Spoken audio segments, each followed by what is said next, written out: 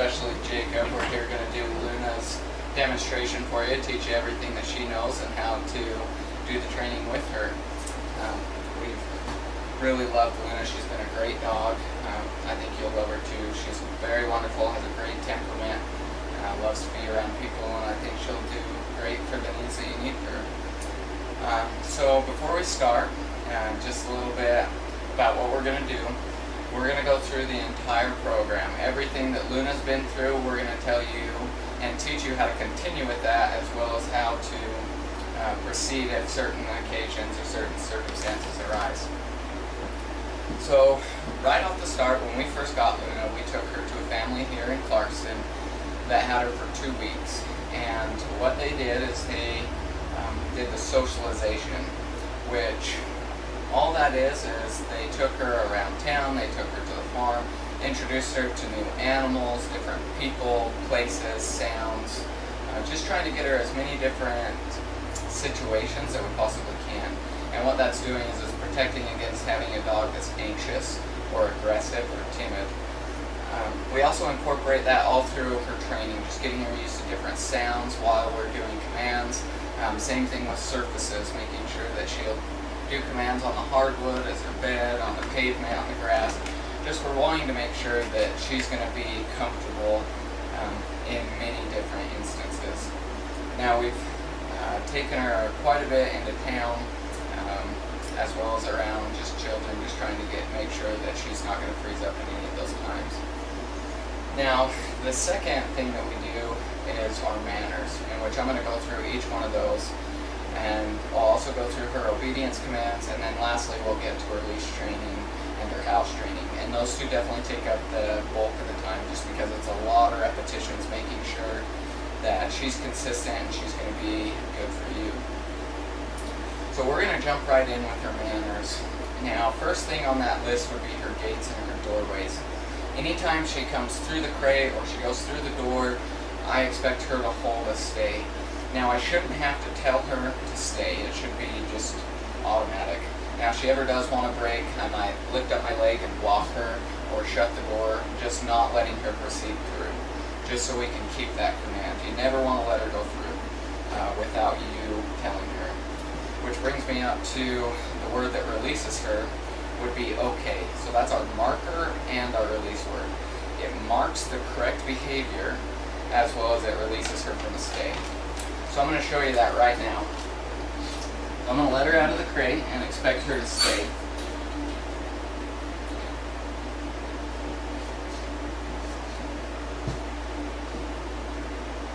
Okay, good girl. Good girl. Now I'm also going to do the same thing for our house door, just to show you that she will. Let's go. Come on.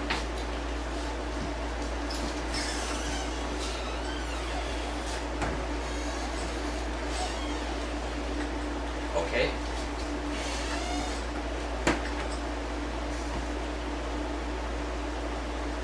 Okay. You want to go back in? Okay. There you go.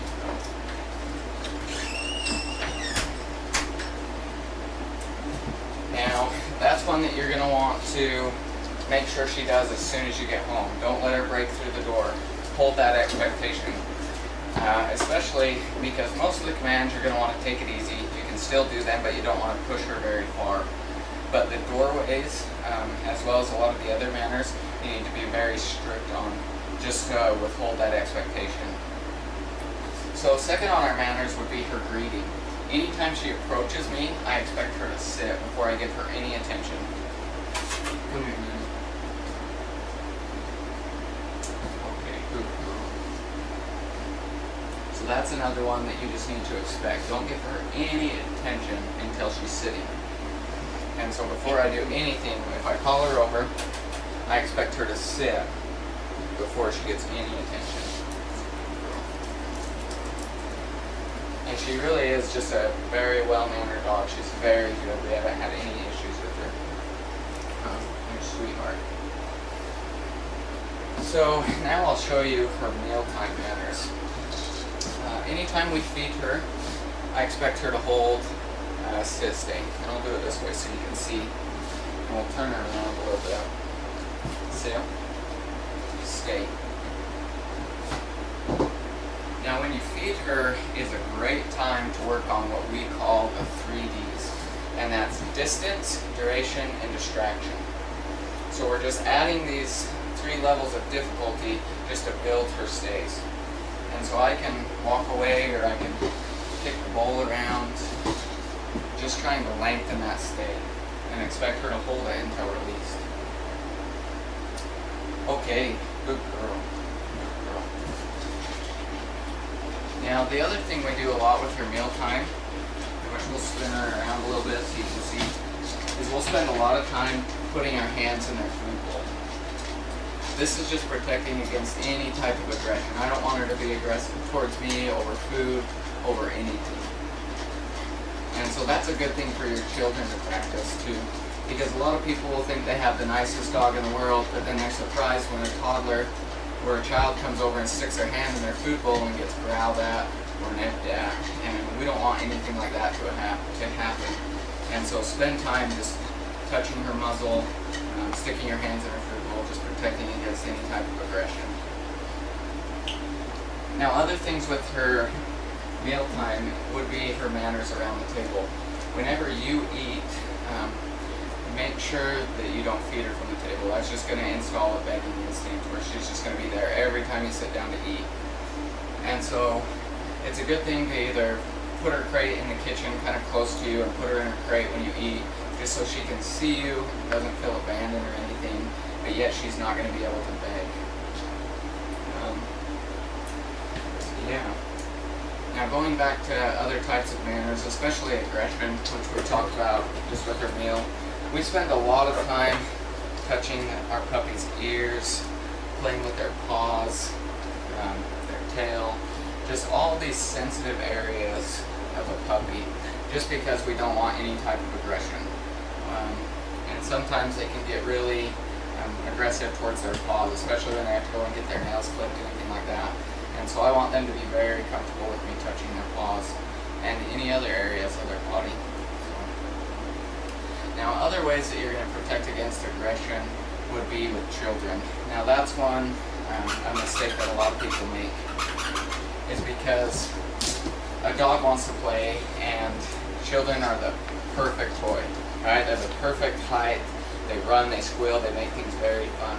And so anytime children play with your puppy, I would suggest having a toy, something long that if they want to run with the puppy, they can wiggle it out to the side, give her something to grab onto, or they can just simply play fetch, because she loves to retrieve. But we just want to protect against any type of that aggression. Now, other manners we focus on a lot, one would be jumping. Now it's my biggest pet peeve when a dog jumps on me, and so that's definitely not okay. And we've worked a lot on that with her. Now I never want her to put her paws on me, which you can see, of course she's tired right now, but she's been very good, hasn't tried to jump up, and usually that's a big concern anytime they get let out of the crate or let out of the kennel, and we never want her to jump. Now if she ever does try and jump up, whether it's on you or on the crate, tell her off and expect her to get down. Now if she jumps up on, say, the crate or the table, anything like that, and you have a leash hooked on, you can quickly give her a correction. And we'll just give her kind of 2 pops, and that's just 2 yanks on the leash, and say, no, we're off. Just instructing her that that's not okay.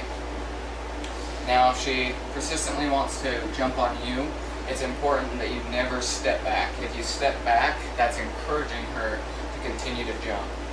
Now, if she just wants to keep jumping, you want to step into it. And what that's doing is restricting the jump, making it so that she can't get up, she can't reach you. And that way, if she really jumps, you can just bring your knee up and catch her in the chest and flip her onto her back, because that just shows dominance to a dog. But we haven't had any issues for quite some time with her jumping. She's really mellowed out. She's just very wonderful. But other things we've worked on would be chewing, for instance. Now that's a big one, because for a puppy, for the first year of their life, they're going to be teething on and off, and so they just need to chew. So we train on a base of avoiding and replacing. If you can avoid giving her free access to toys or shoes or things that she can really chew up, that's just the best alternative. Now that's not really possible in your home. You're always going to have a couch, you're going to have a table leg, just something that she has access to. And so that's when replacing comes in. If you see her go up to like your table and start chewing on it, quickly correct her, say no, and then replace it with something that she can chew on. Like we give I can get it out, these bully sticks. Just something hard that she can just really dig her teeth into, and she really enjoys them. Now if she goes up to her bed or your couch and wants to chew, once again correct her, say no, and give her something soft that she can just really get her teeth into. Now with that, the biggest tendency for a dog to chew, or the biggest time, would be when they're bored. Whether you're watching a movie, you have downtime, and she's just laying around, that's when she's just going to find something to chew on. So it's best at those times just to give her something to chew on. Something that she can just relax and chew, and that's going to take that urge away. The other thing is, never just give her free access to her toys. Otherwise she's just going to get bored with them, and she's going to go find something else to chew on. So yeah. Other than that, we have two more manners. One would be gently. We really want her to be aware of her mouth. And so we've taught her the word gently. And so she gets excited and she's very driven by food, and sometimes she'll just kind of really go after it. She'll end up grabbing your hand or things like that, and which you do not want. And so, anytime if she goes for a treat, if she really lunges at it, I'll pull it back and say gently. Or if you can just tell that she's getting a little mouthy like that, just tell her gently and expect her then to lick the treat up or take it with her lips. The other important thing is the way that you present the treat. Never present it between your thumb and forefinger. That's just asking her to bite you. She'll come over your fingers. So you always want to do it in the palm of your hand. And ask her to be gentle. Ask her to be aware of her teeth. Now lastly, in our manners would be drop it. Now this is also a command. We just want her to drop it out of respect, but as well if we just need her to drop something, I'll expect her to do it. So we'll toss her toy. So just expect her to physically release the toy. Drop it. She was predicting it a little bit. Now the important thing is that you never pull it out of her mouth. Pick it up.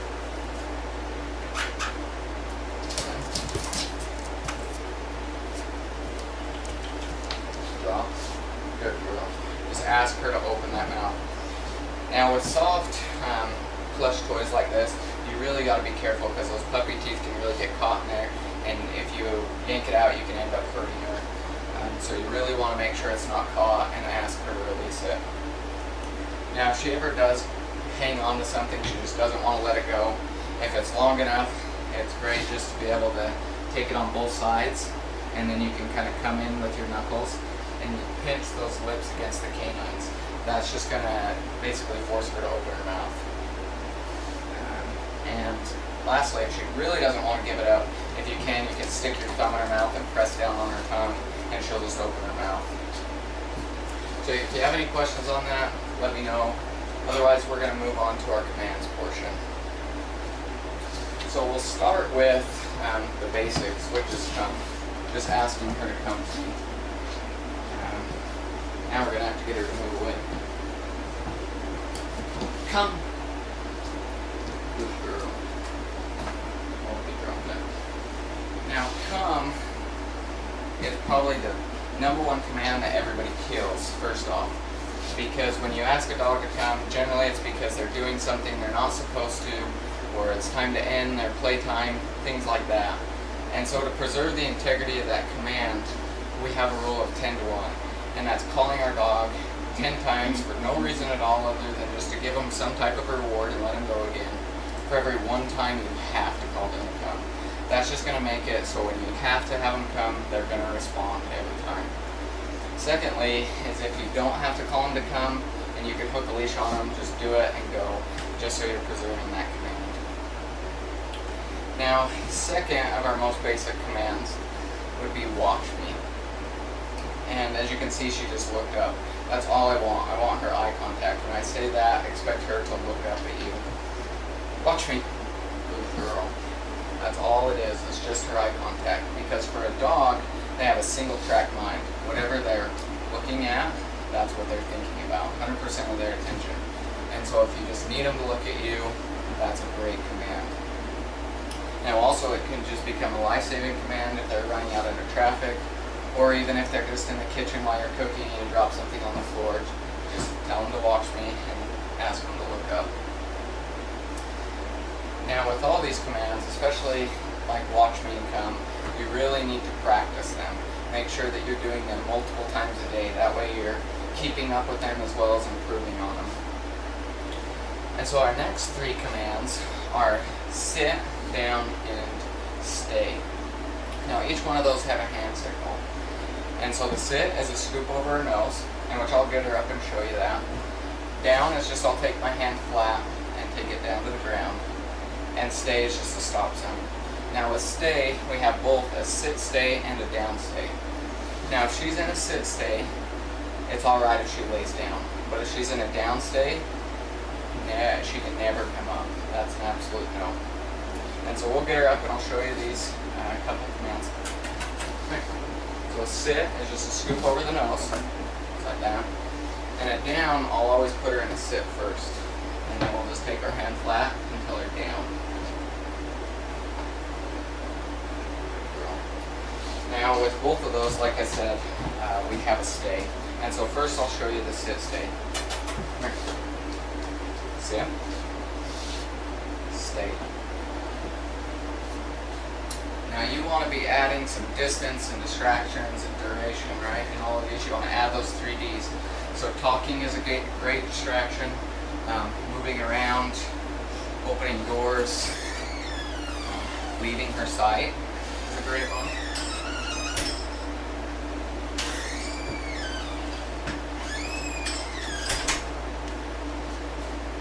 Okay, good girl. And it's the same thing with the down stay. Sit, down, stay.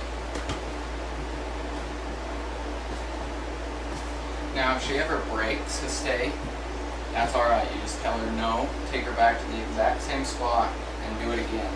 And maybe just shorten it a little bit, just so you get the right behavior.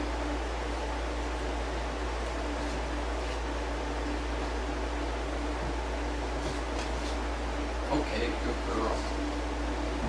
Now you always want to be lengthening that stay, because a lot of people don't realize a dog's full potential. Easily within the first year of their life, if you're very consistent at it, you can be having a dog stay for an hour. The way that you want to do that is you place them on their bed during a downtime, whether you watch a movie or read a book, put them in a down stay, and then just start to lengthen it. If you can see they're going to break, get up, release them. If they do break, say no, take them back and shorten it.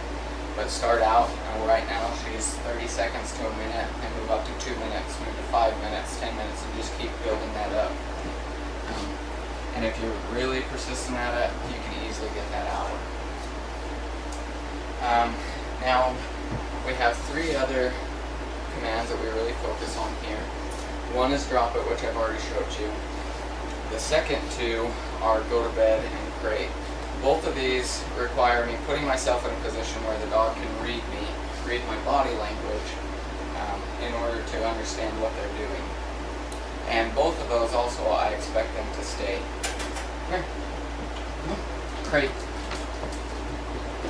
Good girl.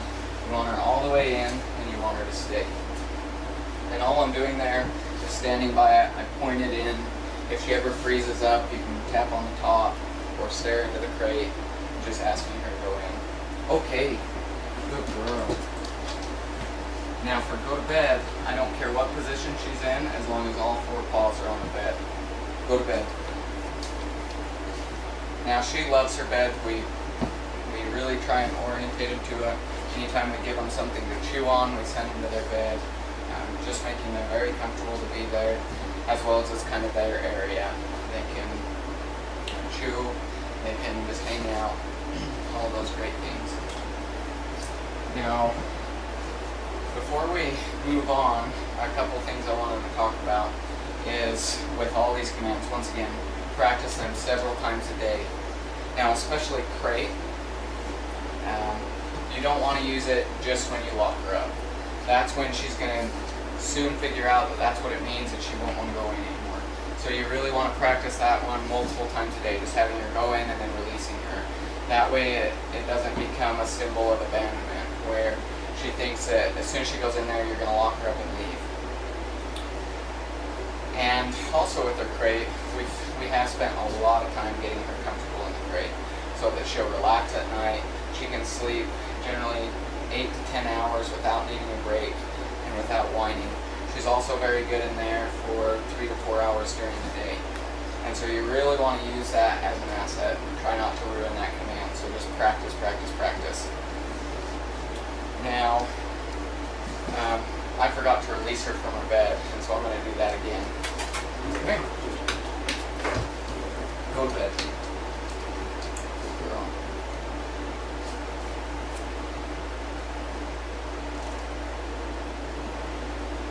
Okay, good girl. But please, if you have any concerns or questions with the commands, once again, give me a call. Otherwise, we are going to move on to her house training and her leash training. So I'm going to give her something to chew on, just because this generally is a lot more talking than involved for her. Now, for her house training, we've taught her how to ring a bell when she needs to go outside, as well as where to go. Now, those things are going to have to be retaught at your home because she's not going to know where the bell is or where she's allowed to go. And so the easiest way to transition this is, as soon as you get her home, take her to the spot where you designated for her to go to the bathroom. Now, from a long car ride, she's going to have to go. As soon as she goes, mark it. And when I say that, our marker word for going to the bathroom is outside. So as soon as she goes, I'll say, good outside, good girl, and I'll make it very rewarding. I'll give her a treat. I'll pet her, just make it very, very rewarding.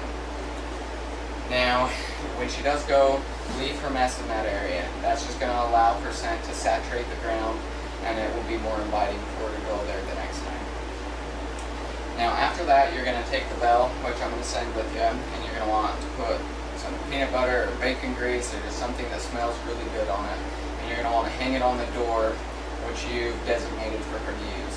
Now, you want to use the same door every time you go to the bathroom and make sure the bell's in the same place every time. Now, after you hang it with whatever's on the bottom of the bell, she's immediately going to go and sniff that out, and she's going to touch the bell. Now, she's just going to be trying to get whatever's on it, but as soon as she touches it, say, you want to go outside? Let's go outside. Really emphasizing the word outside. And you'll take her by the leash, you'll go out to that spot, pace around for a minute or two, and then come right back in.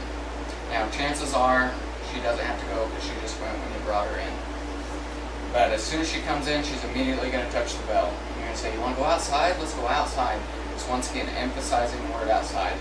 Take her out, walk around that area for about a minute or two, and then come right back in. Usually I'll do this about 10 times, just really getting a lot of repetitions into a short amount of time. Now, hopefully within that 10 times, she's starting to think, what's going on. And so she's going to squat, or she's going to actually go, giving you an opportunity to mark it again. Saying, good outside, good girl. Really emphasizing that word. Giving her a high value reward, things like that. Now, after about 10 repetitions, I'll go and I'll clean that bell off. Make sure that there's nothing left on it, as well as there's nothing left on your door. And she'll immediately go and ring that bell again, just because she's looking for whatever's on it. And so you're going to take her outside again. And you'll probably do it another 5 times or so. Now, the important things with that is, 1, marking the opportunity. As soon as she goes, making it very high value, making sure that you mark the behavior. Second is when she rings the bell, it is only to go to the bathroom and then come right back in. She is not allowed to play when she rings the bell. Otherwise, she'll be ringing the bell every 1 to 2 minutes because she wants to go outside and play. And so when she rings the bell, it's for business only. Now, other things that are going to help you with this is one, leave a leash attached to her for probably the next month. Let her drag it around the house. That's going to give you an opportunity for a quick correction if needed, whether it's jumping or whether she's trying to go to the bathroom. It's also going to give you a way that you can quickly get her outside. Second is until you are completely comfortable with her, whether it's a month, whether it's 3 or 4 months, it's 100% supervision when she's in the house. If you cannot give her that, put her in the crate. That way she's not getting an opportunity to go and have a, go and find a corner to pee in, anything like that. She can't get in trouble, she can't chew things up if you're watching over her. Plus, if you're watching over her and she tries to squat, you can quickly interrupt it, run her outside, make a big commotion, and then when she finishes outside, you can reward her. So yeah, if you have any questions or any issues with house training, please give me a call. We worked very hard on this, and I think she'll do wonderful for you. Just make sure that you follow these steps, and you'll have success, I promise you that. But quickly, also, this on house training, also look for the signs that she needs to go to the bathroom. If she just wakes up from a nap, generally she has to go to the bathroom. After she eats, give her 45 minutes, maybe an hour, take her out. If she just gets up and starts sniffing around, take her out. Which also I failed to mention is after she's kind of bored with the bell, after you've done like those 15 repetitions, set a timer for like 30 minutes. After 30 minutes, take her over to the bell, allow her to ring it, take her out, let her use the bathroom, and come back in. And have that timer set for 30 minutes for the next couple of hours, and then bump it up to 45 minutes, to an hour, to 2 hours. Right now, we feel completely confident in her that she can be inside for at least 2 hours without needing a break. And so work up to that. And which I'm going to show you in just a second. We'll walk her over to the bell, since how she hasn't rang it yet. Show you that she'll ring the bell, and we'll go outside, and then we'll come back in, and then we'll go back out and do release training. But before that, I'll just talk about our leash training a little bit. We've taken her on 2 types of walks. First is a long leash or a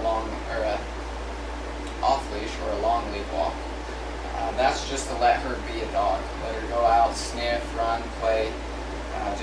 She needs that. She needs to sniff. She needs to get out and let that energy out. And so, at least once a week is generally good. The second walk is an attention walk. Well, I call it my business walk. It's getting from point A to point B. You need to focus up, focus on you, just getting through the distractions. And with those, we have 2 commands. The first is let's go, just signifying we're moving. The second is easy. And that's if she tries to pull, I'll say easy. I'll give her 2 leash corrections and expect her to put the slack back in the leash. Now, if she's really trying to pull through you, I say become a tree. You want to root yourself and don't let her pull through. If she just continues to pull, I'll say let's go, and I'll walk the opposite direction. And then as soon as she catches up to me, I'll turn and go continue in the direction I was moving.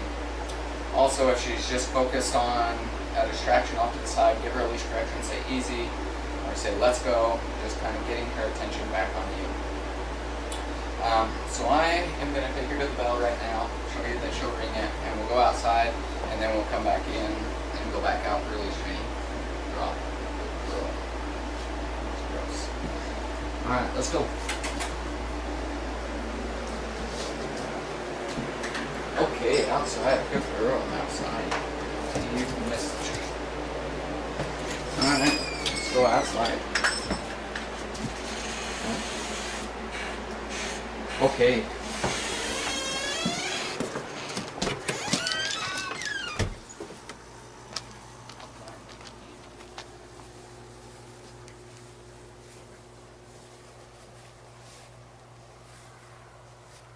Okay, good outside. Good girl. Good girl. Good outside. Huh.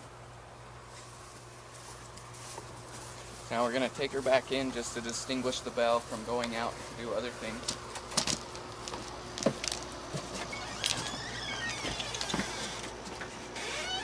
Okay, good girl.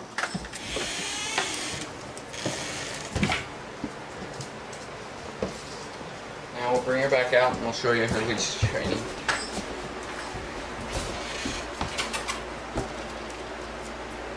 Okay, good girl.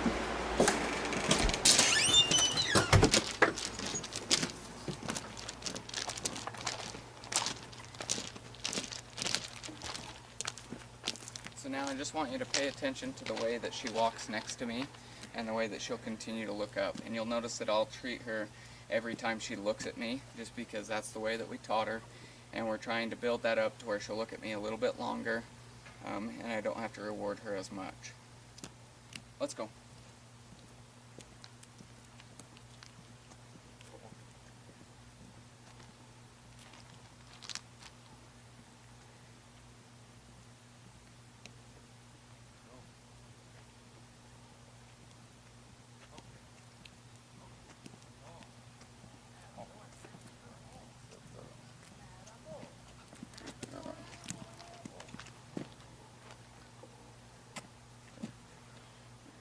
So that is exactly what I want. That's a perfect attention walk.